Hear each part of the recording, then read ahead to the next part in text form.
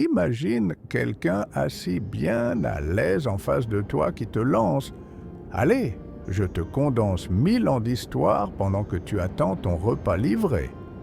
Aujourd'hui, on lance une vidéo de 15 minutes, téléphone à la main.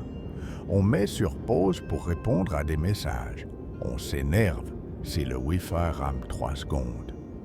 Entre la chute de l'Empire romain et l'arrivée de Christophe Colomb en Amérique, il se passe pourtant tellement de choses, guerres, épidémies, crises religieuses, bouleversements politiques, qu'un fil d'actualité médiévale donnerait l'impression que le monde est en train de s'effondrer en direct. Imagine le décor, pas de réseaux sociaux, pas de Google Maps, pas de code du travail. Si tu naissais paysan, tu mourrais en général paysan. Si tu naissais noble, tu vivais avec une angoisse permanente. Révolte, complot, invasion. Pendant qu'aujourd'hui on se débat avec des mots de passe de streaming oubliés, les soucis d'alors étaient beaucoup plus directs et brutaux. La faim, la maladie, la guerre, la peur du châtiment divin. Et pourtant, c'est précisément à partir de ce chaos que se forme peu à peu l'Europe que nous connaissons. Quand Rome se désagrège peu à peu au 5e siècle, ce n'est pas seulement un gouvernement qui disparaît. C'est comme si on supprimait d'un coup toutes les applis d'organisation de l'Antiquité, la célèbre Pax Romana, avec ses routes, ses lois, son administration, cède la place à une mosaïque de royaumes, de chefs de guerre et de peuples qui doivent, du jour au lendemain, découvrir comment continuer sans empire central pour mettre de l'ordre. À la place d'un grand État apparaît alors une autre force, comme ciment social, l'Église. Dans un monde où presque personne ne sait lire et où le savoir est étroitement mêlé à la foi, le curé du village fait office à la fois de confesseur, d'enseignant, de conseiller juridique et souvent de seul homme capable de déchiffrer un document à des kilomètres à la ronde. Le Moyen-Âge est une époque où le ciel reste toujours en toile de fond dans les églises, les images, les punitions et les espérances. Mais ne t'imagine pas que ce millénaire entier soit une sorte de long sommeil culturel. Au contraire, pendant que certains royaumes s'effondrent, d'autres grandissent avec une énergie étonnante.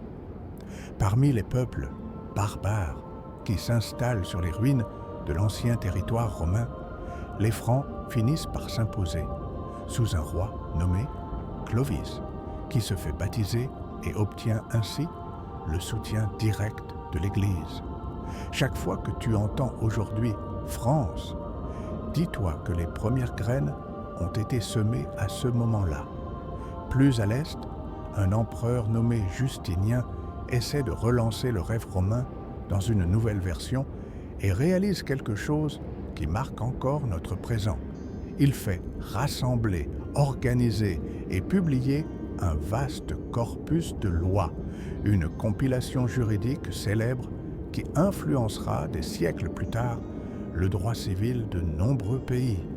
Sans PDF, sans imprimerie, sans stockage dans le cloud, c'est déjà une petite révolution que de vouloir trier les lois de façon systématique. Au même moment, à la Mecque, naît un homme appelé Muhammad, dont les expériences religieuses donnent naissance à l'islam. En quelques siècles, le monde musulman devient une grande puissance intellectuelle et économique qui relie des régions, préserve des textes antiques et façonne profondément, par le contact et le contraste, l'histoire de l'Europe. Alors que l'Occident latin peine à se réorganiser, se développent dans le monde musulman de brillantes cités avec bibliothèques, médecins et mathématiciens qui donnent souvent à l'Européen l'impression qu'ils ont quelques longueurs d'avance. Et comme si cela ne suffisait pas, une nouvelle force surgit à la fin du 8e siècle, provoquant de véritables cauchemars collectifs. Les Vikings, des moines sur des îles reculées, habitués au son des cloches et à l'odeur du parchemin, voient soudain apparaître des navires à l'horizon, remplis de guerriers qui semblent sortis tout droit d'une série de fantasies, mais sans effets spéciaux. Avec le pillage du monastère de Lindisfarne en 793, les côtes européennes apprennent de la façon la plus brutale ce que c'est que de surveiller en permanence l'horizon en espérant que la prochaine voile ne vient pas du nord. Pendant ce temps-là, au cœur du continent, un souverain nommé Charlemagne unit différents territoires, tisse des alliances avec l'Église et se fait couronner empereur par le pape, comme une sorte de version 2.0 de l'Empire romain, mais plus morcelée, rurale et beaucoup plus fondée sur des liens personnels de fidélité que sur une administration centrale. Ce mélange d'héritage romain, de foi chrétienne et de puissance militaire marque la politique européenne pendant des siècles.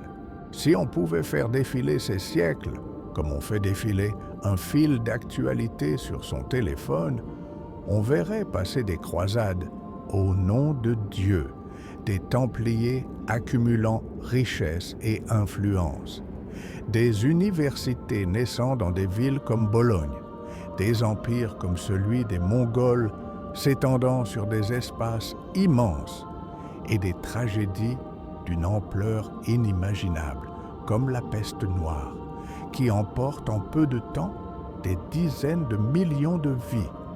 Tout cela se produit avant même que Gutenberg n'imprime ses premières Bibles et avant qu'en 1492, un marin génois au service de la couronne espagnole n'atteigne un continent presque absent des cartes européennes.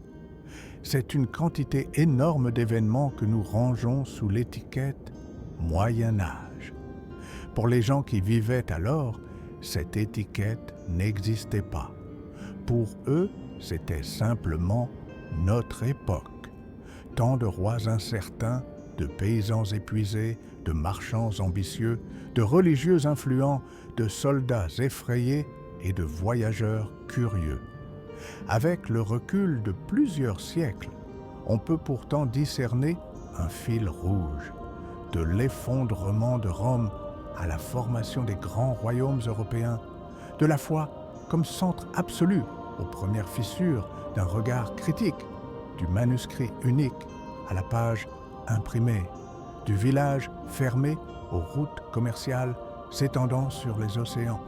Ce script veut justement ralentir ce vidéo de 15 minutes et transformer la frise chronologique en histoire vécue.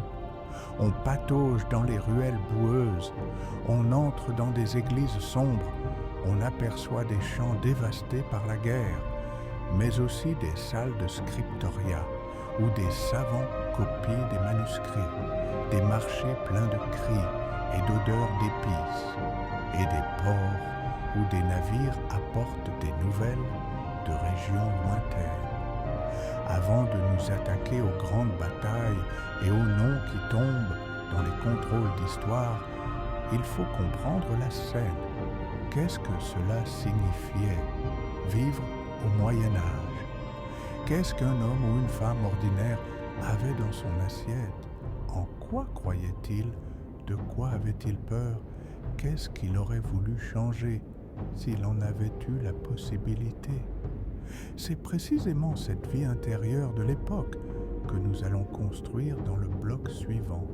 Un Moyen Âge vu de près, sans filtre, sans vernis romantique de film, mais sans non plus la caricature grossière des 1000 ans de ténèbres. Un monde dur, mais étonnamment inventif, quand l'Empire romain d'Occident se désagrège au 5e siècle, personne ne reçoit de notification affichant « À partir de maintenant, tu vis au Moyen-Âge ». Les gens ressentent autre chose. Les percepteurs romains ne viennent plus, les soldats disparaissent des routes, de nombreuses villes se rétractent ou sont abandonnées. Là où dominait un seul empire, apparaissent des royaumes germaniques, des pouvoirs locaux, des chefs de guerre. On a l'impression qu'en un rien de temps, l'État, le grand organisateur du quotidien, cesse d'exister. Sans autorité centrale solide, c'est surtout une institution qui comble le vide en Europe occidentale. L'Église catholique, évêques, prêtres, moines deviennent des personnages clés. Ils savent lire, connaissent les anciens textes de loi, conservent des traditions romaines, définissent ce qui est juste ou injuste. Dans bien des régions, l'église du village est le bâtiment le plus solide, souvent le seul en pierre. Parallèlement, les peuples germaniques qui s'installent dans les anciennes provinces romaines s'organisent tant bien que mal. Parmi eux se distinguent les Francs. À la fin du siècle, un roi nommé Clovis parvient à unifier plusieurs tribus. En se convertissant au christianisme et en scellant une alliance avec l'Église, il entremêle politique et religion d'une manière caractéristique pour la suite. Être roi ne signifie pas seulement commander des guerriers, mais aussi apparaître comme particulièrement protégé par Dieu. Plus à l'est, l'Empire romain d'Orient, avec Constantinople pour capitale, perdure. C'est là que règne Justinien, un empereur qui veut ranimer la grandeur romaine. Il mène des campagnes de reconquête, mais son héritage le plus durable est d'ordre juridique. Il fait rassembler des textes de loi accumulés depuis des siècles, les faire vérifier, organiser dans un grand recueil, le fameux Corpus Juris Civilis. Des siècles plus tard, dans les universités européennes, les étudiants en droit ouvrent leurs livres et retrouvent dans une bonne partie de ce qu'ils apprennent comme droit civil la trace de ce travail du VIe siècle. Pendant que la carte politique se redessine, une révolution religieuse commence dans les déserts d'Arabie. Muhammad naît vers 570 à la Mecque, et ses révélations constituent le cœur de l'islam. En quelques siècles, le monde musulman s'étend du Proche-Orient à l'Afrique du Nord et jusqu'à la péninsule ibérique. Des califats se forment, des villes prospèrent, la culture arabe devient un pont entre les héritages grecs, persans et indiens. L'islam n'est pas seulement un nouveau bloc religieux, mais un réseau dense de routes commerciales, de centres de savoir, de bibliothèques et de contacts qui influencent fortement les voisins chrétiens. À l'extrémité opposée de l'Europe commence l'histoire chrétienne organisée de l'Angleterre, lorsqu'un moine nommé Augustin est envoyé par Rome pour convertir le roi de Kent. Il devient le premier archevêque de Cantorbéry et ancre l'Église dans les rapports de pouvoir locaux. Le christianisme n'est alors pas seulement une foi, mais aussi un réseau d'autorité, d'alphabétisation et de culture écrite. Maintenant, imagine la vie d'une personne tout à fait ordinaire dans ce contexte. Pas d'internet, pas de compte bancaire, pas de sécurité sociale. Ce qui tient le quotidien, c'est un mélange d'habitudes, de familles, de seigneurs locaux et de représentations religieuses. Le paysage est essentiellement rural. Maisons de bois aux toits de chaume, chemins boueux. Les forteresses de pierre existent, mais ce sont des îlots de pouvoir entourés de paysans qui cultivent les champs, paient leurs impôts en céréales, accomplissent des corvées sur les terres du Seigneur et laissent en plus une partie de leur récolte à l'Église. Alors qu'aujourd'hui, beaucoup de gens changent plusieurs fois de métier et de ville au cours de leur vie, le rayon d'un paysan médiéval est très restreint. Naissance, enfance, travail, mort se déroulent le plus souvent dans un périmètre de quelques kilomètres. C'est la norme. Voyager, c'est l'affaire des marchands, des soldats, des pèlerins ou de quelques aventuriers. La plupart des gens ne verront jamais un roi, ni un grand monastère éloigné, ni même la mer. Mais ce monde n'est pas figé. Vers la fin du 8e siècle, une nouvelle terreur surgit sur les côtes occidentales de l'Europe. De longs bateaux étroits qui fendent les vagues avec aisance. Ce sont les dracars des Vikings. En 793, le monastère de Lindisfarne, sur la côte anglaise, est attaqué. Les moines, qui se fiaient jusque-là à la protection de la sainteté de leur lieu, comprennent soudain que, finalement, tout dépend du nombre d'hommes en armes de chaque côté. Leur aide secoue l'Europe et inaugure 2 siècles durant lesquels les communautés côtières vivent dans une peur constante de l'horizon. La réponse à cette insécurité ne passe ni par un appareil de sécurité moderne, ni par des missions de paix internationales. On réagit avec des châteaux, des murailles et des accords personnels. Le système féodal prend de l'ampleur. On échange la terre contre la protection. Un seigneur offre défense militaire et justice locale. En échange, paysans et vassaux lui doivent travail, loyauté et bien sûr redevance. La société se structure nettement en ordre. Noblesse, clergé, paysans. Dans bien des régions, il est presque impossible de passer d'un ordre à l'autre. Au milieu de tout cela apparaît un souverain que la postérité surnommera le père de l'Europe, Charlemagne. En l'an 800, il est couronné à Rome par le pape. Il contrôle déjà un vaste territoire en Europe de l'Ouest et fixe avec l'Église l'idée d'un empire chrétien en Occident, clairement distinct du monde byzantin comme du monde musulman. Cette couronne est hautement symbolique. Rome ne domine plus comme dans l'Antiquité, mais le rêve romain est rejoué sous une forme chrétienne et germanique. Après Charlemagne, d'autres souverains tentent d'imiter ce modèle. Othon Ier, par exemple, renforce sur les territoires germaniques orientaux la construction qui sera connue plus tard sous le nom de Saint-Empire romain germanique, un ensemble fait d'autorité sur des tribus, d'influence sur l'Église et d'ambitions impériales. L'Europe s'organise en royaumes, duchés, comtés, tous tentant de combiner tradition romaine, usages locaux et puissance du christianisme. En dehors de l'Europe, des cultures très élaborées s'épanouissent aussi. Au Japon, par exemple, une aristocrate, Murasaki Shikibu, écrit Le Dit du Genji, considéré par beaucoup comme le premier grand roman du monde. Au lieu de batailles et de conflits de trône, ce sont intrigues, sentiments, amour, chagrin à la cour impériale qui occupent le premier plan. Pendant qu'en Europe, des chevaliers se disputent des fiefs, quelqu'un, à l'autre bout du monde, explore déjà les drames humains avec une profondeur qui annonce le roman moderne. Mais même à l'intérieur de l'Europe, la culture évolue peu à peu. En 1066, l'Angleterre vit la célèbre conquête normande.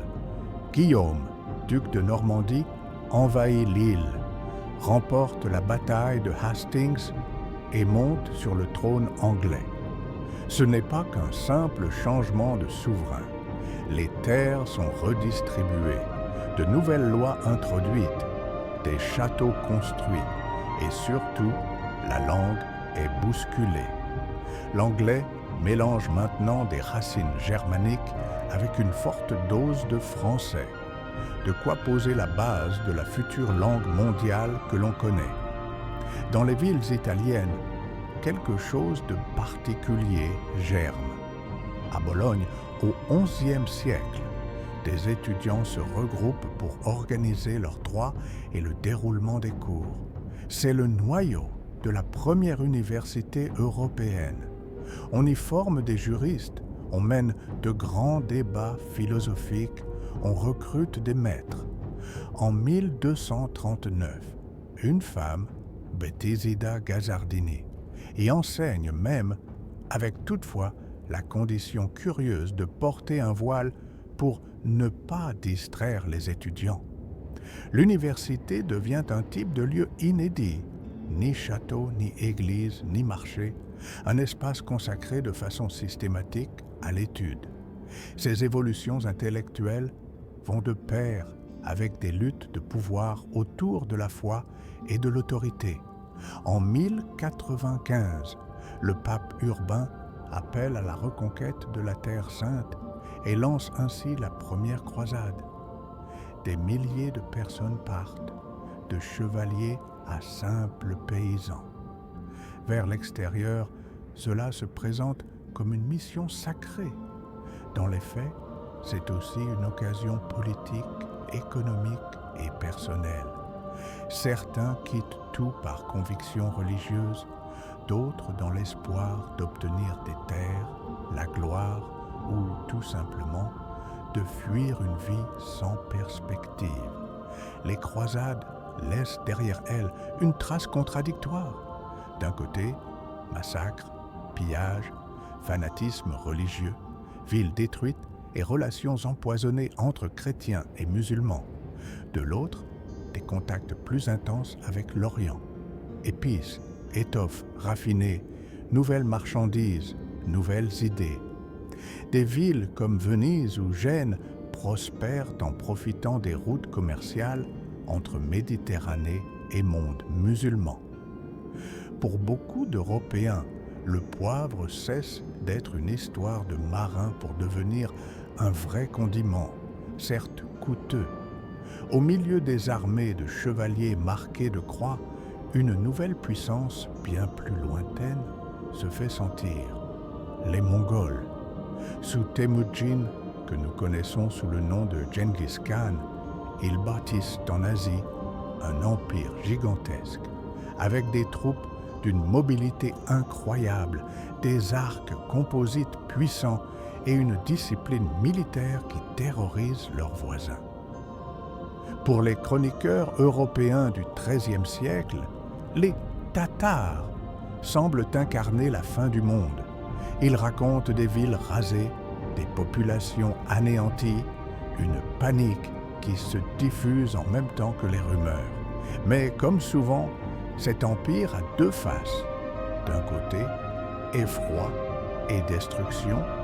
De l'autre, les Mongols stabilisent pendant un temps les routes commerciales à travers l'Asie, ce qui facilite la circulation des marchandises et des informations. C'est dans ce contexte que des voyageurs comme Marco Polo peuvent faire l'aller-retour et ramener des récits détaillés sur la Chine, ses immenses cités, sa monnaie de papier et des techniques inconnues en Europe. Pour des gens habitués à de petits villages de bois, ces métropoles ressemblent presque à de la science-fiction. À l'intérieur même du christianisme, les tensions grandissent. L'Église est riche, puissante, possède des terres, des troupes, des tribunaux. Des mouvements naissent pour lui reprocher son luxe, sa corruption, sa distance vis-à-vis de l'Évangile. Certains sont qualifiés d'hérétiques, comme les Cathares dans le sud de la France, et sont impitoyablement pourchassés. En parallèle, apparaissent des ordres mendiants comme les franciscains ou les dominicains, qui veulent revenir à la simplicité. Ils vivent d'aumônes, parcourent les villes et prêchent aux pauvres. La religion n'est pas un bloc homogène, mais un champ de conflit. Au XIVe siècle, l'Europe subit un choc immense. Le climat se refroidit légèrement, suffisamment pour mettre les récoltes en danger. Ce que l'on appelle la petite ère glaciaire contribue à de terribles famines. Entre 1315 et 1317, une grande partie de l'Europe connaît une pénurie dramatique. Sans système moderne de stockage et de transport, la faim n'est pas une image, mais une réalité brutale. On mange de l'écorce d'arbres, on coupe la farine avec tout ce qu'on trouve.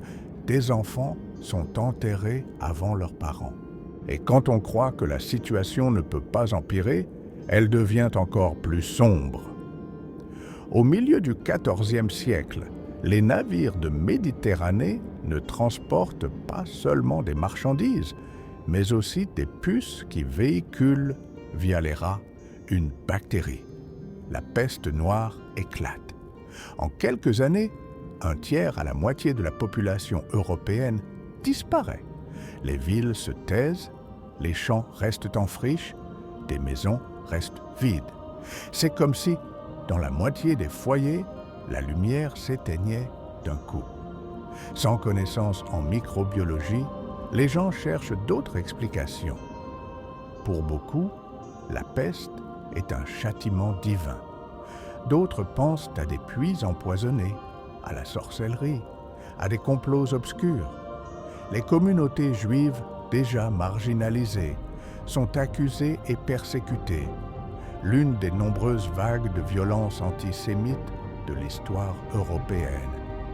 Des groupes de flagellants traversent les villages, se frappant en public dans l'espoir d'apaiser la colère de Dieu par leur propre souffrance. Dans certaines régions, l'ordre social se déchire, des familles s'abandonnent, des clercs s'enfuient, des médecins avouent ne rien pouvoir faire.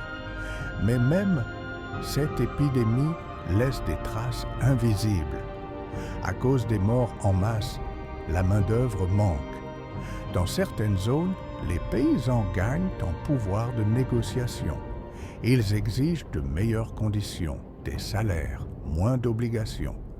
Lorsque les seigneurs tentent de rétablir l'ancien ordre normal, des révoltes éclatent, comme la jacquerie en France ou des soulèvements en Angleterre. La peste noire secoue non seulement les corps, mais aussi l'organisation sociale. La phrase « ça a toujours été comme ça » perd de son évidence. Au milieu de ces crises, les États commencent à se consolider. Un exemple frappant, la guerre de 100 ans entre la France et l'Angleterre.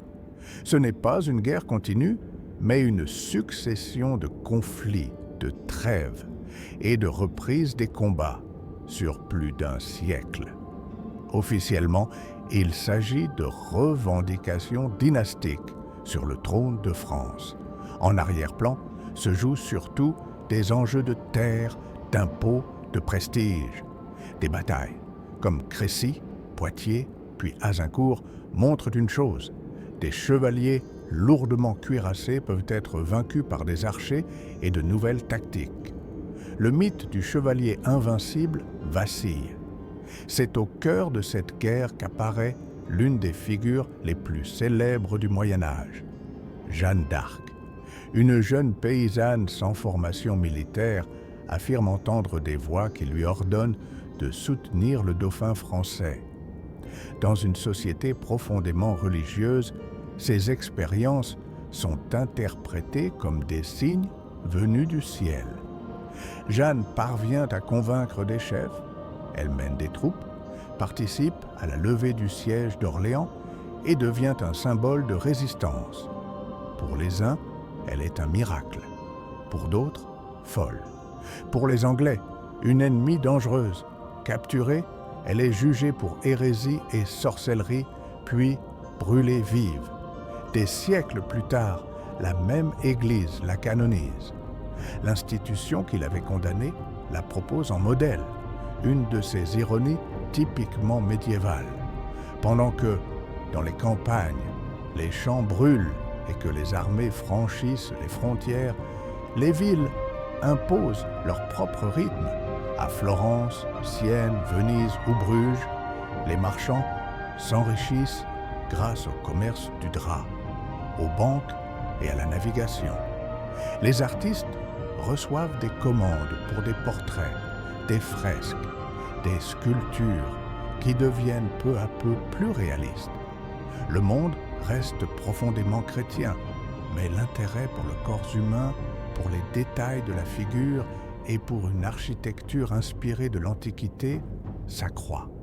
C'est comme si l'héritage gréco-romain, conservé dans des manuscrits byzantins et arabes, revenait peu à peu dans le quotidien visible.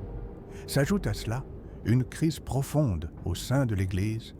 Pendant un temps, le pape quitte Rome et s'installe à Avignon, dans le sud de la France, sous forte influence de la politique française. On parle de captivité babylonienne de la papauté. Plus tard, lorsqu'on tente de résoudre la situation, elle devient encore plus confuse. Durant des décennies, il y a 2, puis parfois 3 papes rivaux, chacun avec ses cardinaux et ses partisans. Pour le croyant ordinaire, c'est incompréhensible. Qui est le véritable vicaire du Christ quand les papes s'excommunient mutuellement? Cette perte de confiance ouvre la voie à des critiques plus audacieuses comme John Wycliffe en Angleterre ou Jane Hus en Bohême, qui remettent en cause non seulement les abus, mais aussi certains enseignements. À l'est de l'Europe, un autre empire lutte en même temps pour sa survie. Byzance. Constantinople a été pendant des siècles une métropole admirée avec d'immenses murailles et un mélange de traditions romaines, grecques et chrétiennes. Mais, coincé entre pressions externes et conflits internes, l'Empire perd progressivement ses territoires. En 1453, les Ottomans, menés par Mehmed II, prennent la ville. Des canons font voler en éclats des murs qu'on croyait imprenables. Pour beaucoup d'Européens, c'est la mort définitive de Rome sous toutes ses formes. La chute de Constantinople a des conséquences considérables. Des savants byzantins en fuite apportent en Occident des manuscrits et leur maîtrise de la langue et de la philosophie grecque. En Italie, où l'on admire déjà avec passion l'Antiquité, il rencontre des humanistes qui recherchent justement ces textes. C'est le carburant de ce qu'on appellera plus tard la Renaissance. Dans le même temps, les Ottomans contrôlent désormais d'anciennes routes commerciales et les royaumes de la péninsule ibérique se mettent à rêver de voies alternatives pour atteindre les épices d'Asie. C'est alors qu'apparaît un nom qu'on place presque toujours à la fin des frises chronologiques médiévales, Christophe Colomb. En 1492, avec le soutien des souverains de Castille et d'Aragon, il prend la mer, décidé à rejoindre l'Asie par l'ouest, et au lieu de cela, tombe sur un continent pratiquement absent des cartes européennes. Pour les peuples qui y vivent, commence une catastrophe. Maladie, conquête, esclavage, qui ne se résume pas en quelques phrases. Pour l'Europe, en revanche, c'est le début d'une expansion globale qui va redessiner l'ordre du monde. La frontière entre médiéval et moderne se trace quelque part sur cet océan. Si l'on rassemble tout cela, croissance démographique et effondrement, croisades, grands empires nomades, épidémies, conflits dynastiques, saints et prétendus hérétiques, banquiers et chevaliers, papes rivaux, ville en pleine effervescence, murailles de Constantinople qui cèdent, routes maritimes qui s'ouvrent, le Moyen-Âge sort des clichés châteaux, chevaliers, paysans. Il apparaît pour ce qu'il fut une époque de tension permanente entre tradition et changement. Chaque crise fissure la surface et dans chacune de ces fêlures s'infiltre du neuf. Une idée, une technique, une nouvelle façon d'organiser le pouvoir. Quand des humanistes italiens commencent à parler de Rinascita, Renaissance, ils expriment ce sentiment que le monde bascule dans une nouvelle phase et qu'il se distingue d'un âge précédent présenté comme sombre. En réalité, l'ancien et le nouveau restent longtemps entremêlés. Il n'y a pas d'interrupteur fin du Moyen Âge. Mais avec le recul, on voit bien, à la fin du XVe siècle, quelque chose s'est mis en mouvement. L'Europe n'est plus celle qui était sortie des ruines de Rome.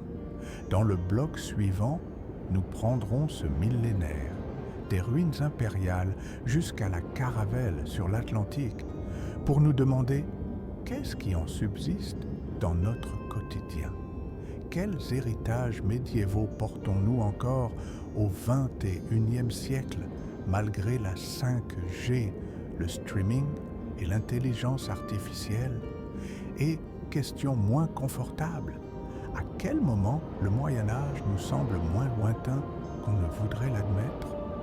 Une fois la scène installée, la frise chronologique du Moyen-Âge commence vraiment à accélérer. À partir du XIe siècle, l'Europe, qui jusque-là semblait simplement tenir bon, donne l'impression de se mettre en marche pour de bon. Les récoltes s'améliorent un peu, la population augmente, des villages se transforment en bourgs, puis en villes.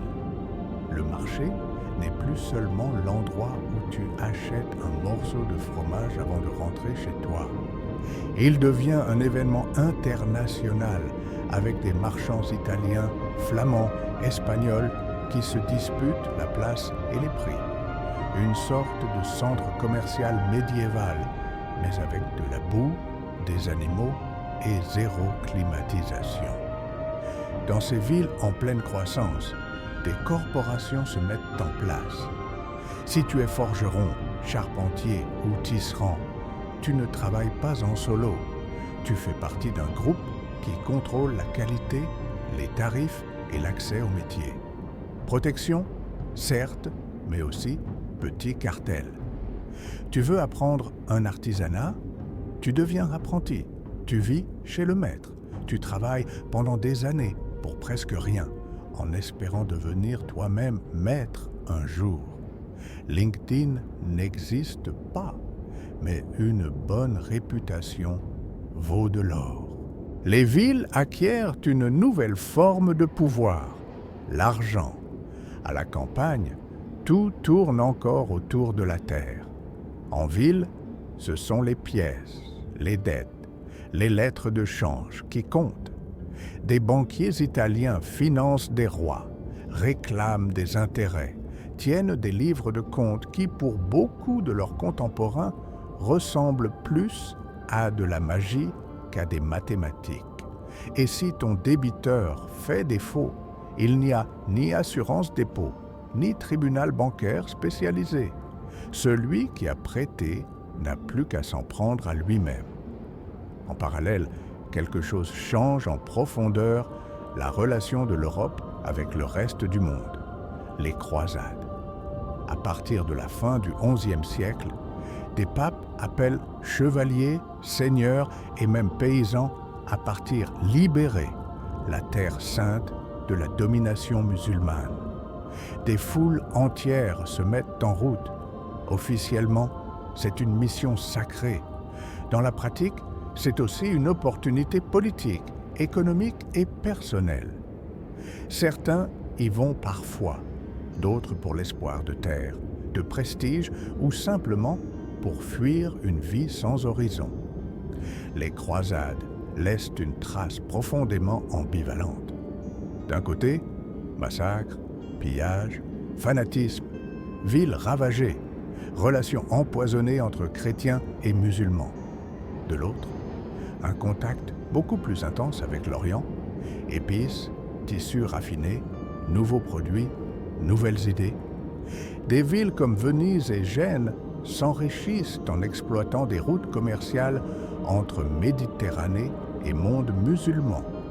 Pour l'Européen ordinaire, le poivre cesse d'être une légende de marin et devient une épice réelle, même si terriblement chère. Pendant que des chevaliers affublés de croix partent vers l'est, une autre puissance surgit de beaucoup plus loin, les Mongols. Sous Temujin, que l'histoire retiendra sous le nom de Gengis Khan, ils bâtissent en Asie un empire immense, avec des armées ultramobiles, des arcs puissants et une discipline militaire qui terrorise les voisins. Pour des Européens du XIIIe siècle, ces Tatars ressemblent à l'incarnation de la fin du monde. Les chroniqueurs racontent des villes rasées, des populations massacrées, une panique qui se répand en même temps que les nouvelles. Comme souvent dans l'histoire, ce tableau a deux faces. Les Mongols sèment la peur et la destruction, mais ils stabilisent aussi, pendant un temps, les grandes routes commerciales d'Asie. Le flux de marchandises et d'informations en est facilité. C'est dans ce contexte que des voyageurs comme Marco Polo peuvent aller-retour entre l'Europe et la Chine et revenir avec des récits détaillés de villes gigantesques, de monnaie papier, de techniques inconnues à l'ouest. Pour qui n'a connu que de petits villages en bois, ces descriptions ressemblent presque à de la science-fiction. À l'intérieur même du christianisme latin, les tensions augmentent. L'Église est riche, puissante, propriétaire de terres, d'armées et de tribunaux. Des mouvements surgissent pour l'accuser de luxe, de corruption, de s'être éloigné de l'Évangile. Certains sont catalogués comme hérétiques, comme les Cathares dans le sud de la France, et réprimés avec brutalité. Dans le même temps apparaissent des ordres mendiants comme les franciscains et les dominicains qui prêchent un retour à la pauvreté. Ils vivent d'aumônes, sillonnent les villes, prêchent aux plus humbles. La religion n'est pas un bloc homogène, c'est un champ de bataille. Au XIVe siècle, le grand coup tombe. Le climat se refroidit légèrement, assez pour mettre en danger les récoltes. Ce qu'on appellera plus tard la petite ère glaciaire contribue à plusieurs années de famine sévère. Entre 1315 et 1317, une grande partie de l'Europe connaît une disette extrême. Sans système de stockage ni logistique moderne, la faim n'est pas une image, c'est une brutalité quotidienne. On mange de l'écorce, on coupe la farine avec tout ce qu'on trouve, des parents enterrent leurs enfants. Et au moment où l'on croit qu'il est impossible de descendre plus bas, la situation empire encore. Vers le milieu du XIVe siècle, des navires qui arrivent en Méditerranée apportent plus que des marchandises. Ils transportent des puces infectées par une bactérie logée dans les rats. La peste noire commence.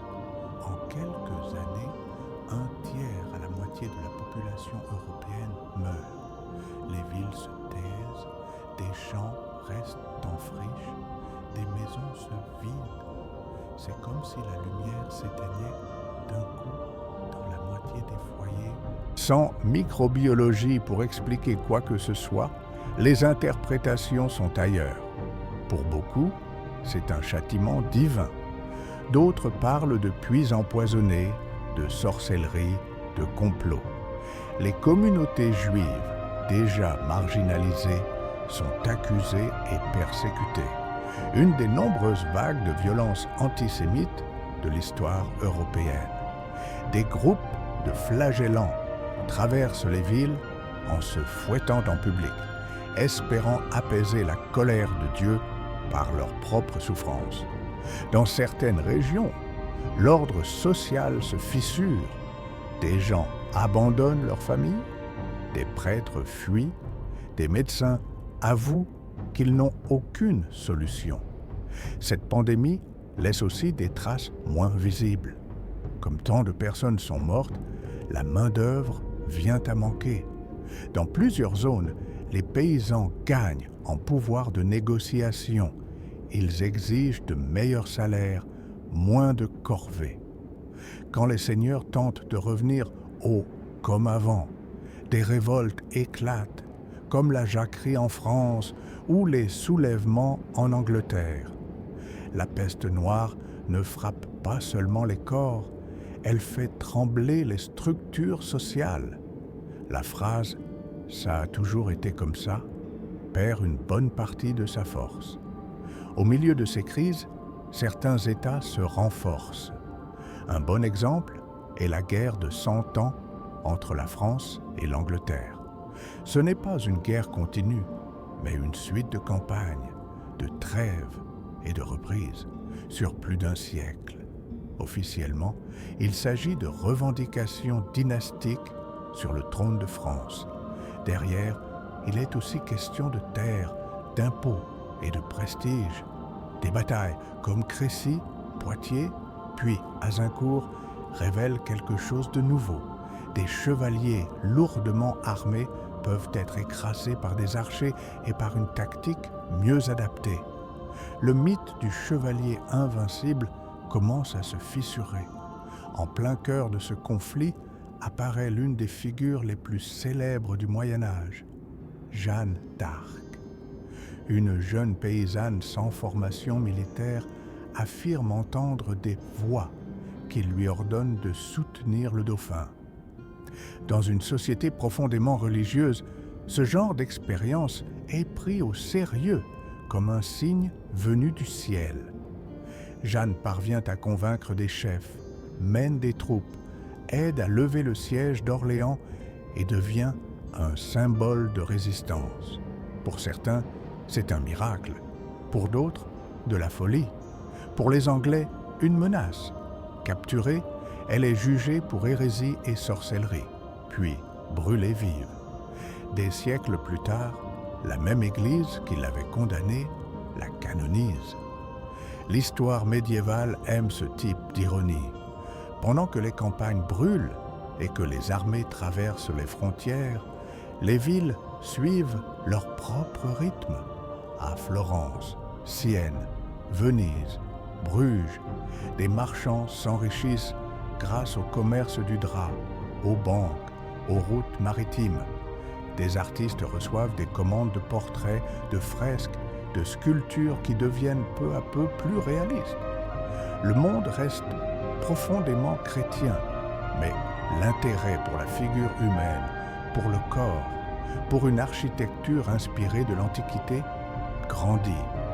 C'est comme si l'héritage gréco-romain, conservé dans des manuscrits byzantins et arabes, revenait petit à petit dans la conversation. À cela s'ajoute une crise grave au sein de l'Église elle-même. Pendant un temps, le pape quitte Rome pour s'installer à Avignon, dans le sud de la France, sous forte influence politique française. C'est ce qu'on appellera l'exil babylonien de la papauté. Plus tard, quand on tente de remettre de l'ordre, la situation se complique encore. Pendant des décennies, il y a 2, parfois 3 papes rivaux, chacun avec ses cardinaux et ses alliés. Pour le fidèle ordinaire, c'est absurde. Qui est le vrai représentant de Dieu quand des papes s'excommunient mutuellement? Cette perte de crédibilité ouvre un espace pour des critiques plus audacieuses, comme John Wycliffe en Angleterre ou Jean Hus en Bohême, qui ne contestent pas seulement des abus, mais certaines doctrines elles-mêmes. À l'est de l'Europe, un autre empire vit ses derniers combats, Byzance. Constantinople, admiré depuis des siècles pour ses remparts impressionnants et son mélange de traditions romaines, grecques et chrétiennes, perd peu à peu du terrain, prise en étau entre ses ennemis et minée par des conflits internes. En 1453, les Ottomans de Mehmed II prennent la ville. Des canons font tomber des murailles qu'on croyait imprenables. Pour beaucoup d'Européens, c'est la mort définitive de Rome sous toutes ses formes. La chute de Constantinople a des conséquences immenses. Des savants byzantins en fuite emportent avec eux des manuscrits et leur connaissance du grec et de la philosophie antique qu'ils apportent en Occident. En Italie, où l'on rêvait déjà de l'Antiquité avec des étoiles plein les yeux, ils rencontrent des humanistes qui cherchent justement ce type de texte. C'est le carburant de ce qu'on appellera plus tard la Renaissance. Parallèlement, les Ottomans prennent le contrôle des anciennes routes commerciales et les royaumes ibériques se mettent à rêver de voies alternatives pour atteindre les épices d'Asie. C'est là qu'entre en scène un nom qui revient presque toujours à la fin des frises chronologiques médiévales, Christophe Colomb. En 1492, il traverse l'Atlantique avec le soutien des rois de Castille et d'Aragon, espérant trouver une route occidentale vers l'Asie, et tombe, au lieu de cela, sur un continent qui n'existait pour ainsi dire pas sur les cartes européennes.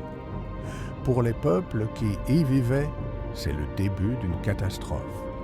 Maladie, conquête, esclavage, impossible à résumer en quelques lignes. Pour l'Europe, c'est le point de départ d'une expansion globale qui va reconfigurer le monde. La frontière entre Moyen Âge et début des temps modernes se situe quelque part sur cet océan. Si tu mets tout bout à bout, croissance puis effondrement de la population, croisades, empires nomades, épidémies, guerres dynastiques, saints et hérétiques, banquiers et chevaliers, papes rivaux, villes en pleine effervescence, chute des murailles de Constantinople, route maritime qui s'ouvre, le Moyen Âge cesse de ressembler à un simple cliché fait de châteaux, chevaliers et paysans. Il révèle ce qu'il a été, une période de tension permanente entre tradition et changement. Chaque crise ouvre des failles. Dans chaque faille s'infiltre quelque chose de nouveau, une idée, une technique, une manière différente d'organiser le pouvoir. Si tu es arrivé jusqu'ici, tu viens d'accomplir quelque chose que presque personne ne pouvait faire au Moyen Âge.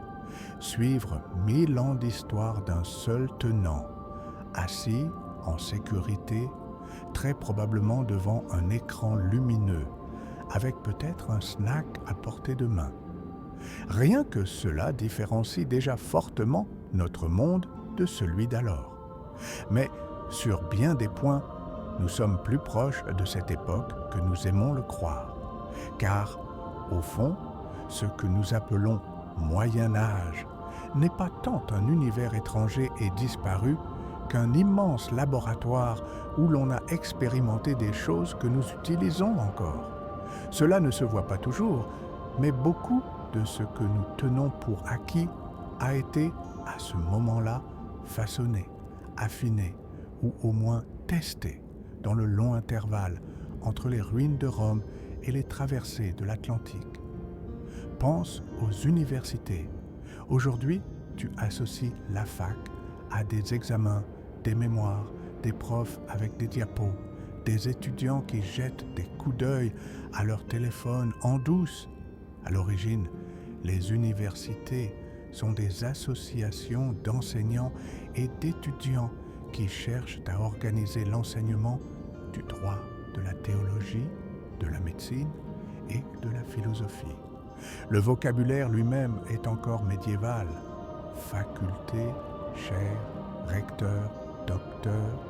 La manière de débattre, l'un expose, un autre répond, les autres écoutent, vient aussi de là.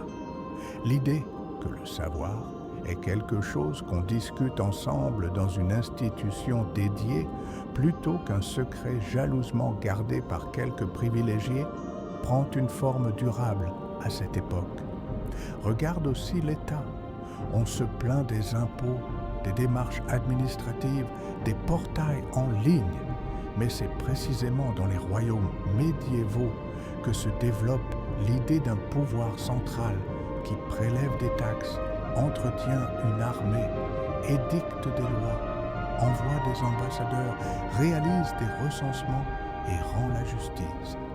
Auparavant, le pouvoir était soit lointain, un empereur quelque part au loin, soit morcelé en une multitude de petits seigneurs. Le chemin vers l'État moderne passe par ces rois médiévaux qui domptent des nobles récalcitrants, stabilisent les tribunaux, codifient des normes pour des régions entières. Le jour où tu fais tamponner un formulaire à l'administration, ce n'est pas la faute d'un chevalier précis, mais tu continues d'habiter une culture de l'enregistrement, du sceau, de l'authentification, autrefois sur parchemin avec de la cire, aujourd'hui en PDF dans un système. Même l'agence bancaire, au coin de ta rue, porte la marque de moines et de marchands du Moyen Âge. L'idée de crédit, d'intérêt, de contrat écrit et de transfert d'argent sans sac de pièces à la ceinture, tout cela prend forme sur les marchés, dans les villes et au sein de certains ordres religieux. Les Templiers, par exemple, deviennent une sorte de banque internationale.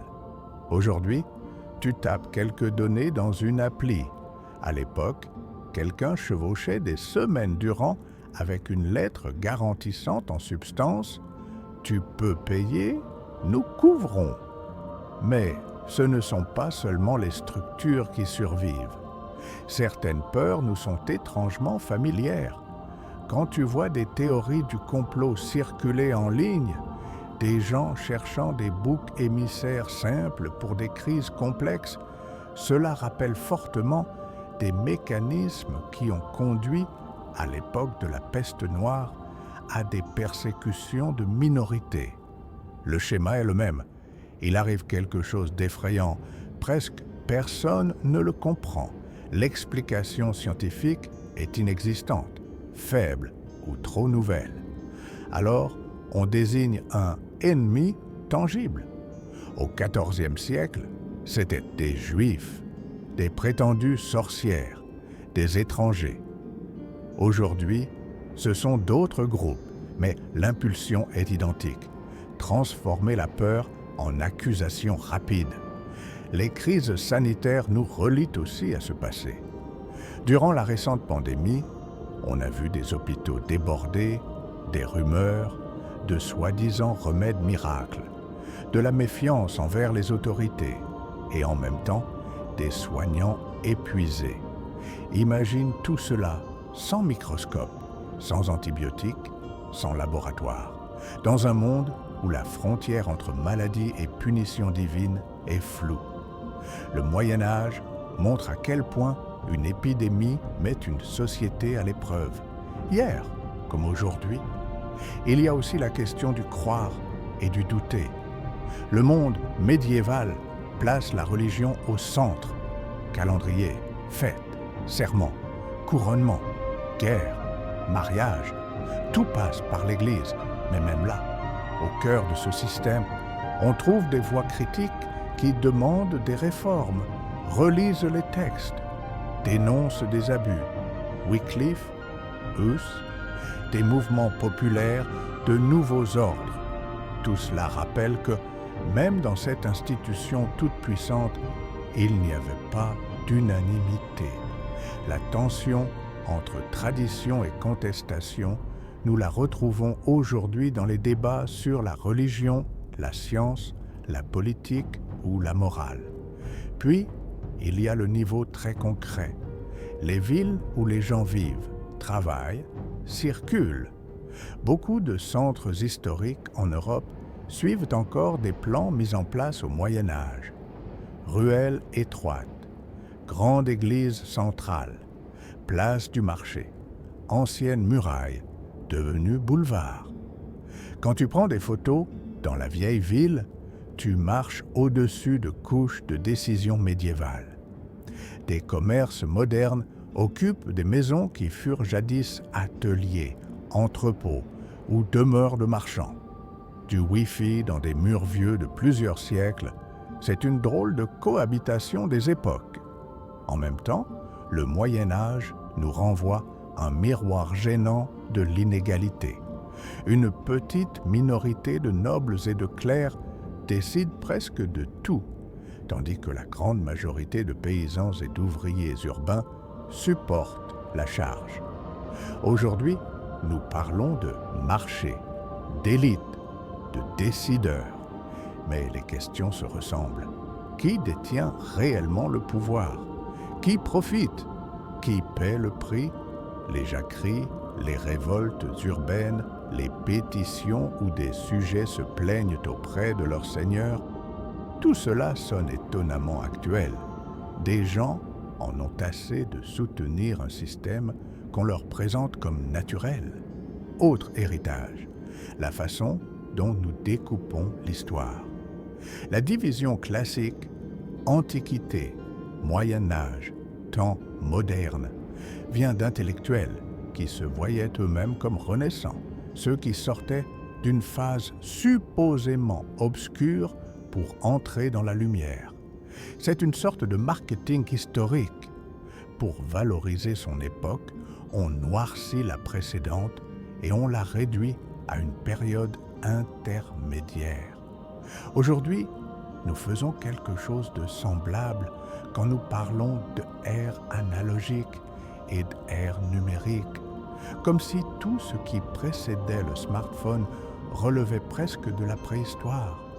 Mais tout comme le Moyen Âge a connu des idées neuves, de la créativité et des gens qui pensaient plus loin que leur temps, notre présent n'est pas si radicalement inédit qu'il aime le prétendre.